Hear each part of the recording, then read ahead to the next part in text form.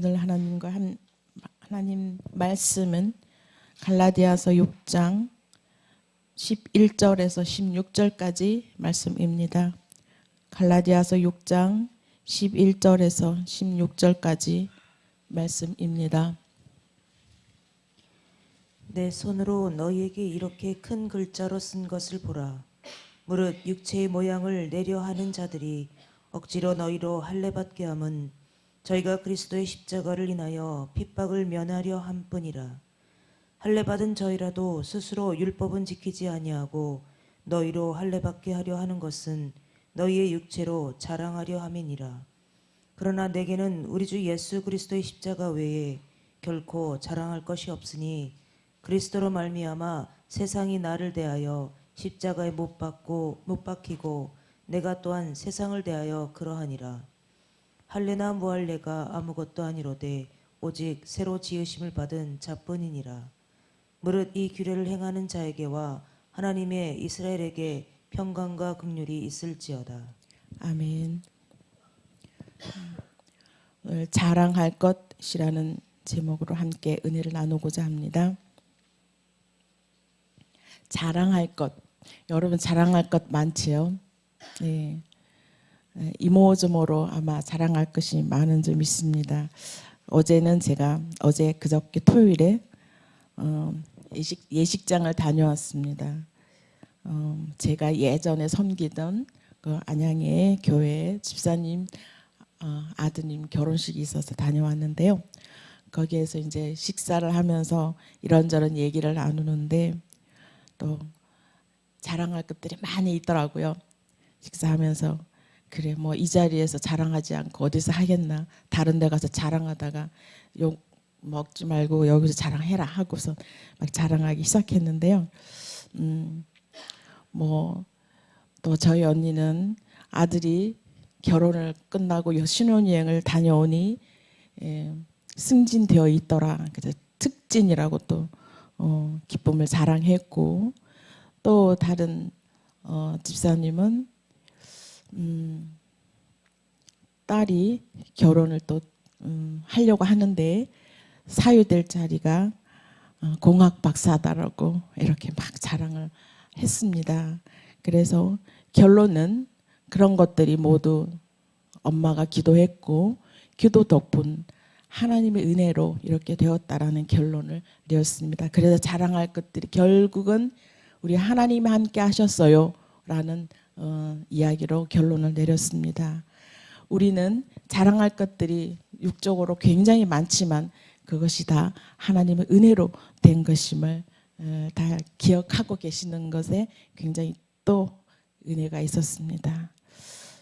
자랑할 것이 많지만 참고 있는 분들도 굉장히 많으리라고 믿습니다. 이제 우리 교회 우리 권사님께서 기도의 왕이시죠. 많은 기도 드려서 하나님이 그 가정에 부어주시는, 자녀에게 부어지는 그 축복 우리가 산 경험으로 보고 있잖아요. 그래서 자랑할 것이 많지만 그래도 꾹 참고 한 번씩 툭툭 말씀하시는 거 보면 결국은 기도로서 하나님이 하셨다라고 예수 그리스도를 자랑하는 걸 보면서 감사하고 또 은혜가 되는 그런 시간들이 많이 있었습니다.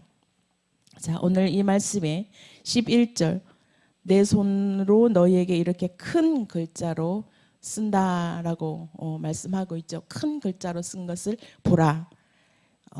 사도 바울이 시력이 안 좋지요. 잘 안 보여서 이렇게 큰 글자로 이렇게 쓰게 했을까요? 사도 바울은 늘 육체의 가시로 여겼던 것이 보이지 않는 것, 그렇게 표현하기도 했지요. 육체의 가시로 표현하기도 했습니다. 그 이유만으로 크게 글자를 썼다라고 표현한 것은 아니라고 보죠. 또 다른 이유가 있겠죠. 우리가 큰 글씨를 쓸 때는 중요한 것 그리고 또 강조하고 싶은 것이 있을 때 우리가 크게 큰 글자로 쓰기도 하지요. 보통 편지 쓸 때도 11로 쓰다가 더 강조하고 싶으면 14, 15로 크게 이렇게 막 포인트를 올려서 쓰기도 하지요. 굉장히 중요한 부분, 강조점이 있을 때 크게 글씨를 쓰기도 합니다. 여기에서 사도 바울은 중요한 부분, 강조한 부분이 있었기 때문에 큰 글자로 표현을 했다라고 봅니다. 사도 바울은 여기에서 무엇을 말하고 싶었을까요? 무엇을 이야기하고 싶으시길래 큰 글자로 쓴다라고 강조했을까요? 12절 한번 다 같이 읽겠습니다. 무릇 육체의 모양을 내려 하는 자들이 억지로 너희로 할례받게 함은 저희가 그리스도의 십자가를 인하여 핍박을 면하려 한 뿐이니라. 이렇게 말씀하셨습니다. 십자가로 말미암아 박해를 면하려 한다. 여기에 주어가 뭘까요? 주체가 뭘까요? 누가? 무엇인가 정확한 이해를 한번 하고 짚어 넘어가겠습니다. 여기에 일단 갈라디아 교회 배경을 보면 많이 이게 들어왔던 거죠. 갈라디아 지역이 아시아 지역이죠. 그래서 이 사도 바울이 오직 의인은 믿음으로 말미암아 살아가고 믿음으로 말미암아 구원을 얻고 오직 예수만이 구원이시고 십자가 외에는 구원의 길이 없다라고 얘기를 하고 다른 곳에 가서 전도하고 계셨지요. 사도 바울이 전도 구원의 방법은 굉장히 심플해요.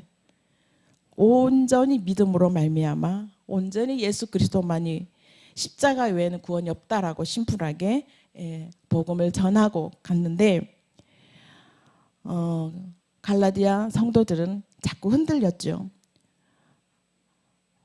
사도 바울이 전하는 그 신학적 내용에 다른 복음이 자꾸 들어옵니다.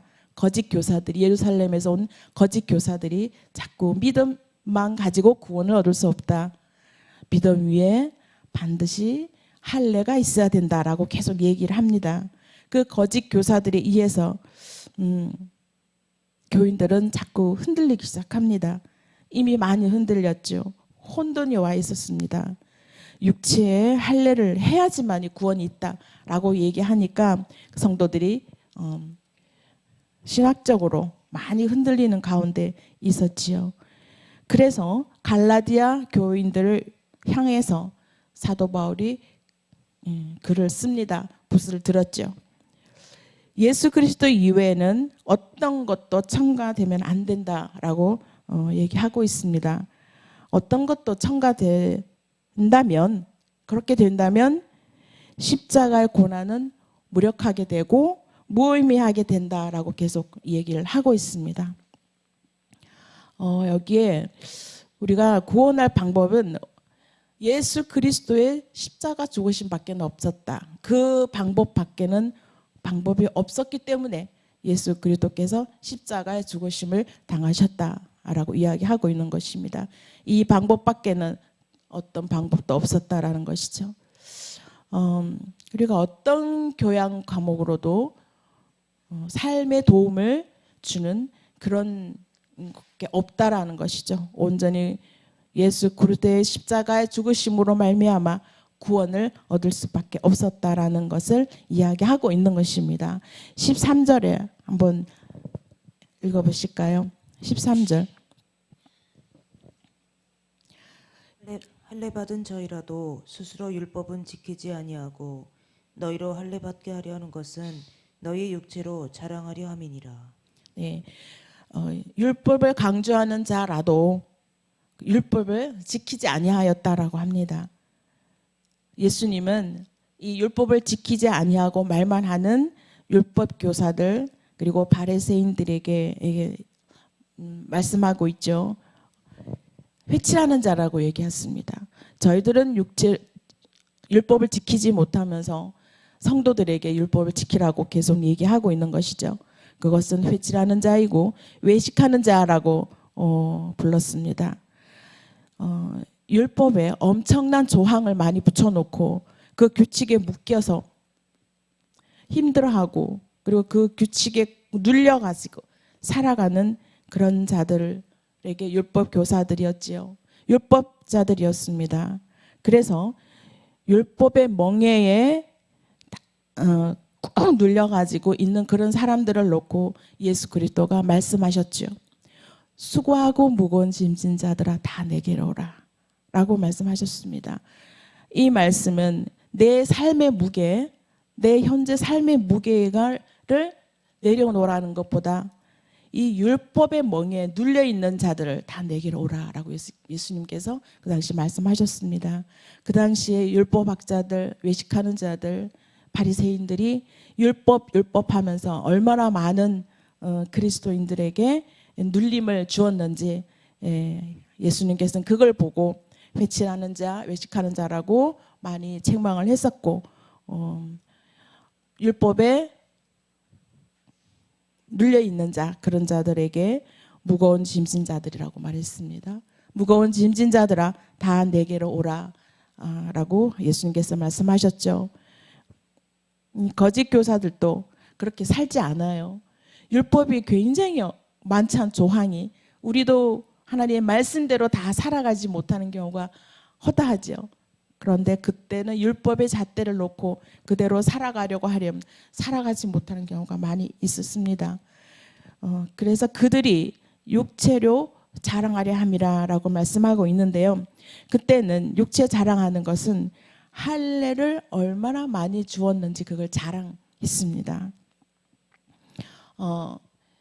예전에 제가 저 미시간에 있을 때 거기에 교회에서 거기 침례교회였었거든요. 해마다 침례를 20명 이상 목사님께서 목표를 두고 그냥 침례받게 하려고 온갖 애를 쓰시는 걸 봤습니다.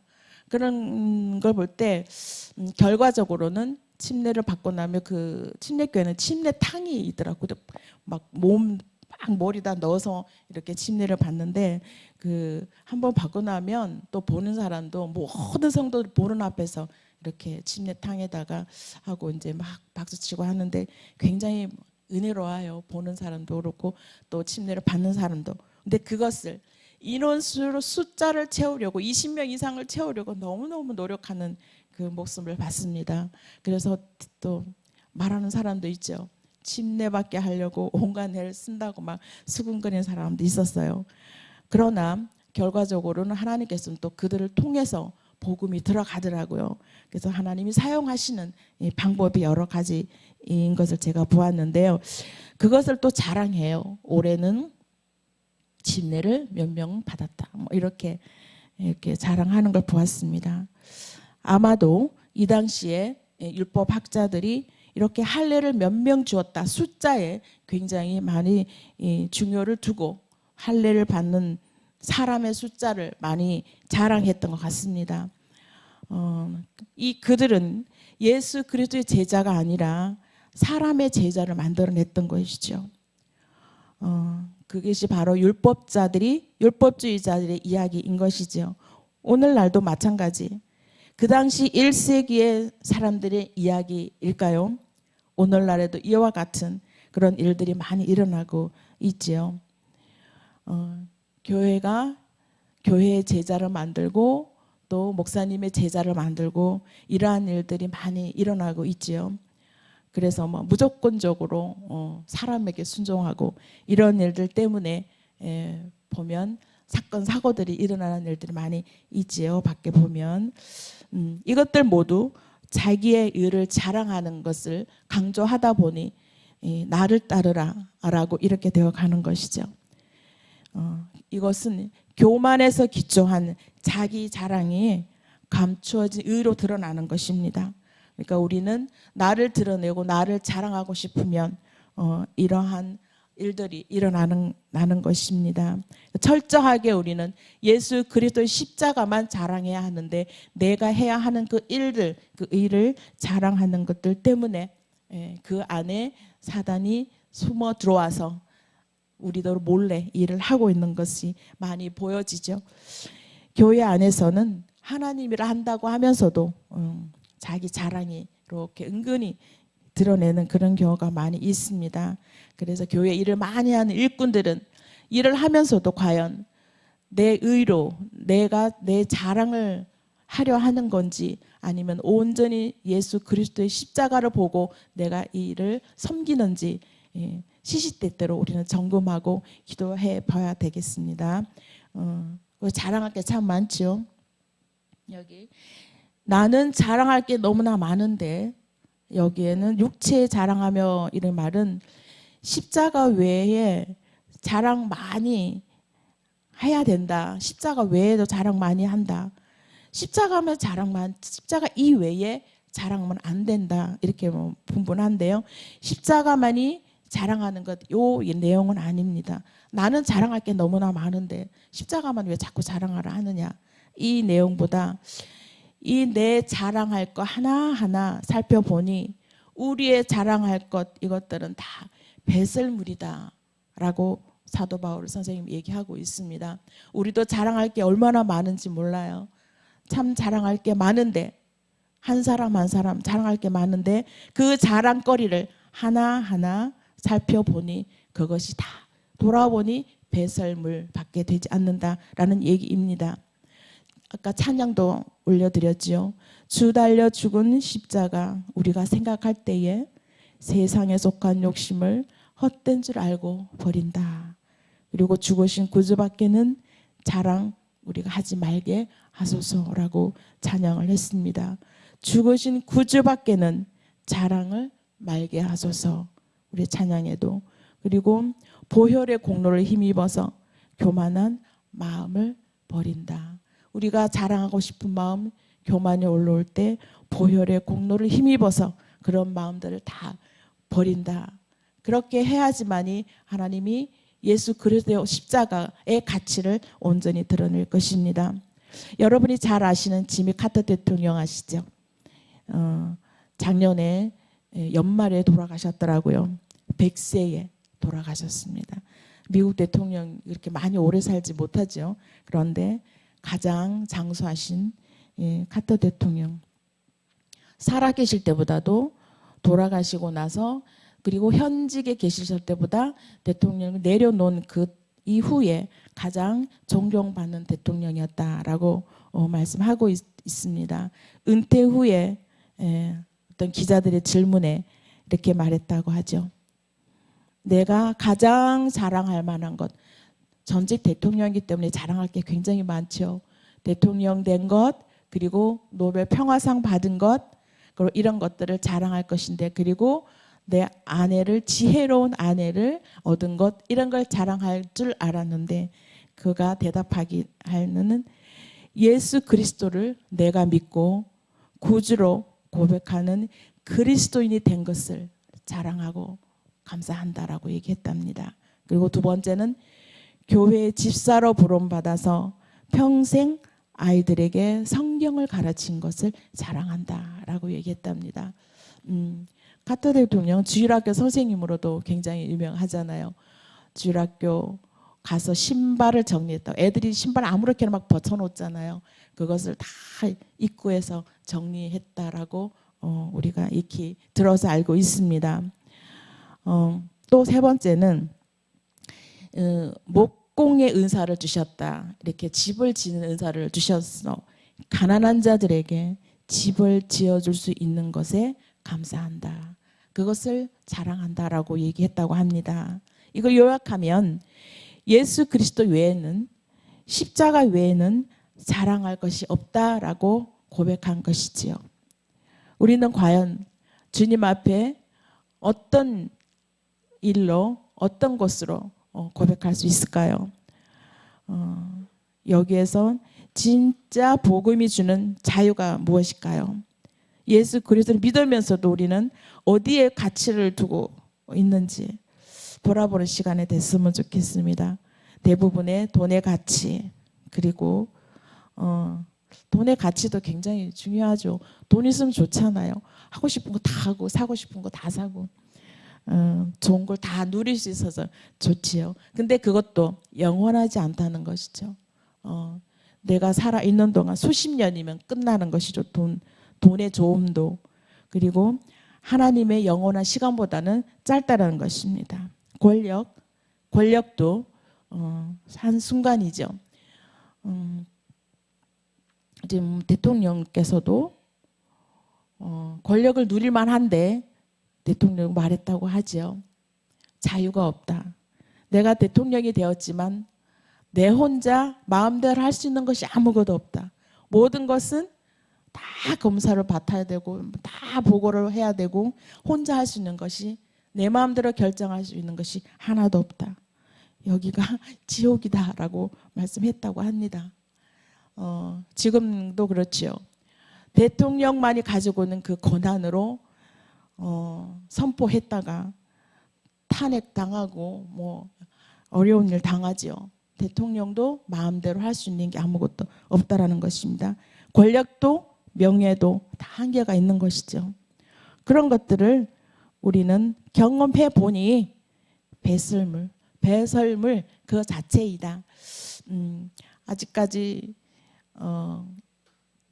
한창 세상 살아가고 인생을 살아가고 있을 때는 이 배설물에 대해서 이해가 잘 안 될 수도 있어요. 그렇지만 우리 권사님처럼 이렇게 60대 이후의 인생을 살아보신 분들은 그런 것들이 다 배설물이다라는 것을 아마 많이 느끼게 됩니다. 저도 젊었을 때는 그 배설물에 대한 이해가 안 됐어요.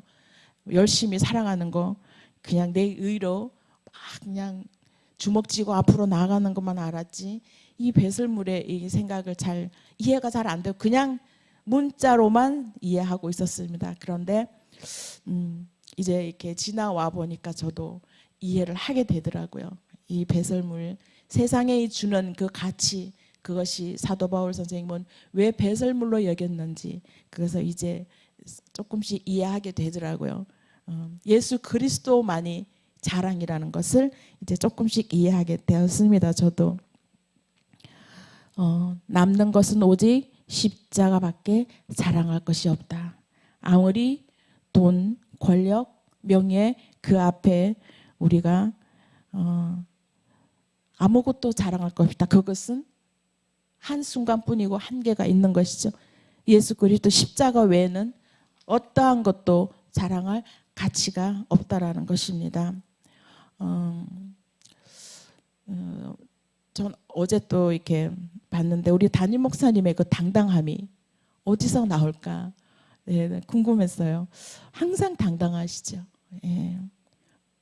다른 어떤 누구보다도 많이 세상적으로 가진 것 없고 뭘 많이 누리고 그러진 않은데도 늘 당당합니다. 그 당당함 제가 여쭤봤어요. 목사님은 그 당당함, 그 자존감 어디에서 나와요? 그랬더니 아무 말씀이 없으세요. 제가 답을 또 다 내렸어요. 네, 하나님 아버지 주시는 하나님께서 주시는 것이지요. 제가 질문하고 답하고 다 했습니다. 그것을 보면서 우리 예수 그리스도 안에 있으면 우리는 그 어떤 것도 또는 명예, 권력 이런 것도 우리는 그것을 내 마음을 흔들지는 않는다라는 것입니다. 세상이 주는 어떤 것도 우리 예수 그리스도가 주시는 그 자유를 우리는 감당치 못한다. 세상이 감당하지 못한다는 말씀 있잖아요. 세상이 주는 어떤 그 좋은 가치, 명예, 돈 그런 것들도 예수 그리스도가 주시는 그 자유만큼 감당치 못한다라고 하는 것이죠. 고린도 후서 한번 볼까요? 고린도 후서 5장 16절에서 18절까지인데요. 고린도 후서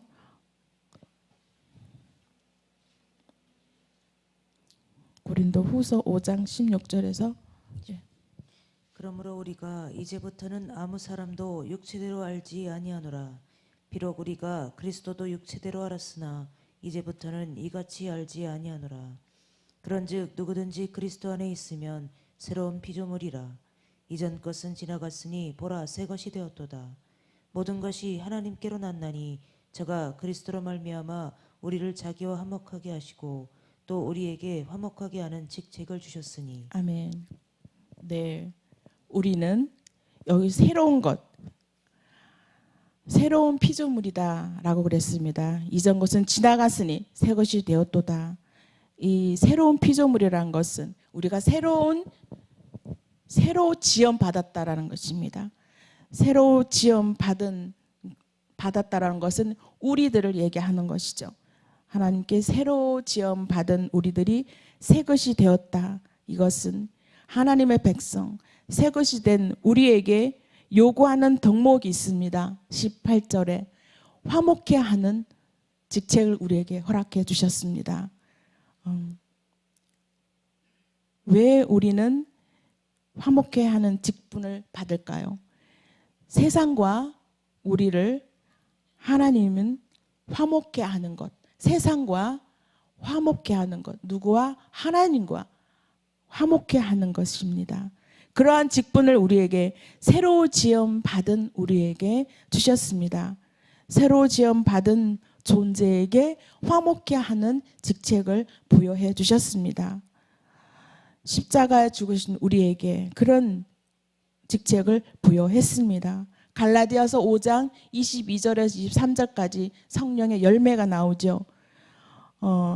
우리가 이 사는 삶의 현장에 나타나는 성령의 열매들을 이야기하는 것이죠. 사랑과 희락과 화평. 여기 이거 성령의 열매들 9가지 외우기 하나하나 외우기 어렵죠. 여기 저는 이렇게 공부할 때 어떻게 배웠냐면 사희와 오자 양충혼절 이렇게 외웠어요. 그래서 나도 중국말 잘할 수 있어 이렇게 하면서 사희와 오자 양충혼절 이러면은 꼭 중국말 하는 것 같이 이렇게 외웠는데요. 이러한 성령의 열매들을 나타내어라는 것입니다. 인간과 인간 사이에 덕목을 이야기하는 것이죠. 성령의 열매들은. 그래서 이 말씀을 통해서 우리 2가지를 붙잡고 나아가야 할 것. 첫 번째는 십자가 외에는 자랑할 것이 없어야 한다는 고백이 있어야 되겠고요. 2번째는 화목해 하는 직분을 주신 새 피조물이라는 것을 우리는 인지해야 됩니다. 그래서 만나는 사람, 만나는 새로운 영혼들을 가릴 것 없이 만나는 영혼들에게 우리는 이러한 성숙된 품성과 나눔을 통해서 주님의 나라가 새롭게 임하는 우리의 삶의 현장에 드러나는, 그리고 십자가의 전달자가 모두 되는 저와 여러분이 되는 그런 하나님의 사랑하는 귀한 제자가 다 되기를 주님의 이름으로 축복합니다. 기도드리겠습니다. 하나님 감사드립니다. 내 안에 자랑할 것은 오직 십자가밖에 없다는 것을 기억해 하시고 그렇게 살아가는 우리들 되게 하옵소서.